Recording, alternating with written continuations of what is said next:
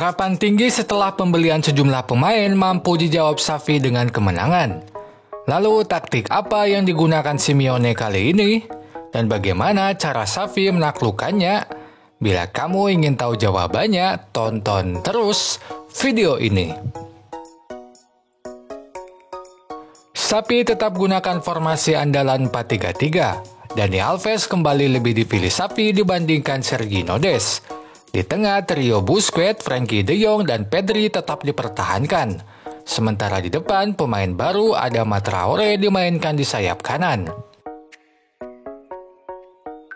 Sering gonta-ganti formasi, Simeone kini gunakan formasi 4-3-3. Koke menjadi jenderal permainan di lini tengah. Sementara di depan, Suarez diapit oleh Carrasco dan Joao Felix. Saat lawan kuasai bola, Xavi meminta anak asuhnya untuk agresif merebut bola. Meskipun tidak sampai menerapkan high pressing, tetapi cukup terlihat pemain Barcelona berusaha membuat pemain Atletico tak leluasa menguasai bola di belakang. Misalnya pada gambar ini. Sementara saat bola sudah memasuki pertahanan sendiri, formasi 4-back tetap dipertahankan Xavi. Pertahanan 4-back ini di-backup oleh Busquets dan De Jong yang bermain lebih defensif dibandingkan gelandang lain.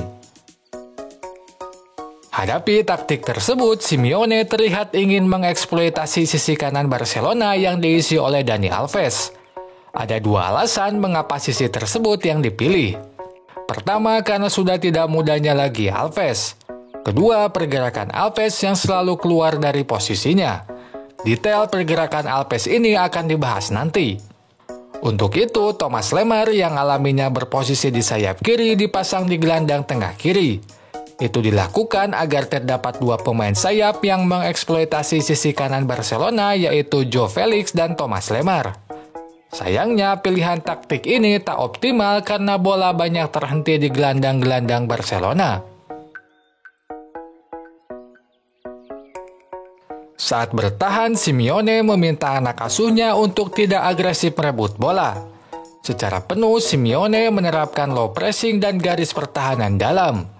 Misalnya pada cuplikan ini. Jarak pemain terdepan Atletico sangat jauh dari pemain terbelakang Barcelona. Saat bola digiring pemain belakang Barcelona, pemain Atletico lebih memilih mundur merapatkan diri ke para gelandang Barcelona. Kondisi ini membuat Barcelona leluasa melakukan build-up dari belakang. Hadapi taktik tersebut, Xavi memainkan Alves sebagai gelandang saat serangan dilakukan. Bila dulu Alves identik dengan penetrasi cepatnya ke kotak penalti, kini ia lebih banyak bermain di belakang dan bermain sebagai gelandang. Meskipun begitu, berbekal akurasi umpan yang matang, kontribusinya tetap terasa sebagai pemberi umpan di lini tengah. Misalnya pada cuplikan ini, umpan jauh Alves sangat akurat sehingga mampu diterima oleh Jordi Alba. Gol keempat Barcelona pun membuktikan pemposisian baru Alves di lini tengah. Alves yang diposisikan sebagai gelandang tidak berada di sisi kanan depan, tetapi berada di tengah depan. Sehingga saat crossing tak mampu diterima pemain di kotak penalti, Alves muncul dari posisi tengah dan menendang bola. Gol keempat pun tercipta. Alasan ini juga yang membuat Simeone ngotot untuk mengeksploitasi sisi kanan Barcelona. Sebab pemposisian Alves di tengah membuat sisi kanan lebih banyak kosong. Namun kembali pada alasan yang sudah disebutkan sebelumnya, taktik Simeone tersebut tak berjalan optimal. Di sisi lain, Xavi pun melihat kelemahan dari formasi pertahanan Simeone. Ia menyadari kali ini Simeone mainkan 4-back di pertahanan. Situasi tersebut membuat Xavi menempatkan Pedri lebih depan, sehingga kini Barcelona unggul jumlah pemain di depan. 4 pemain belakang Atletico harus menghadapi 5 pemain Barcelona.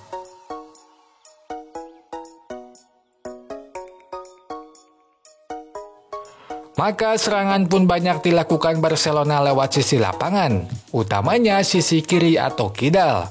Tercatat 50% serangan Barcelona dilakukan dari sisi kiri, sementara sisi kanan hanya 26% dan tengah hanya 25%. Itu dilakukan Xavi dengan menumpuk pemain di posisi tersebut.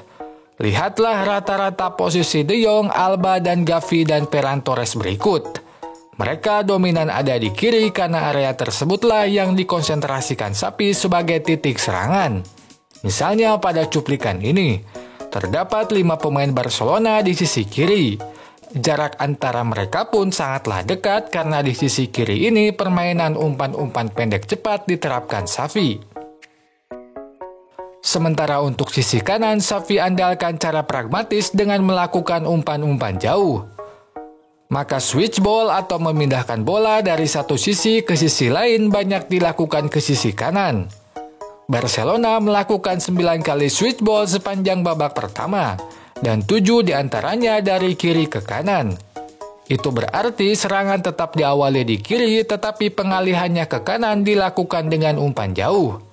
Contohnya pada cuplikan ini, saat umpan-umpan pendek dirasa sudah usang di kiri, maka bola dipindahkan ke kanan dengan umpan jauh.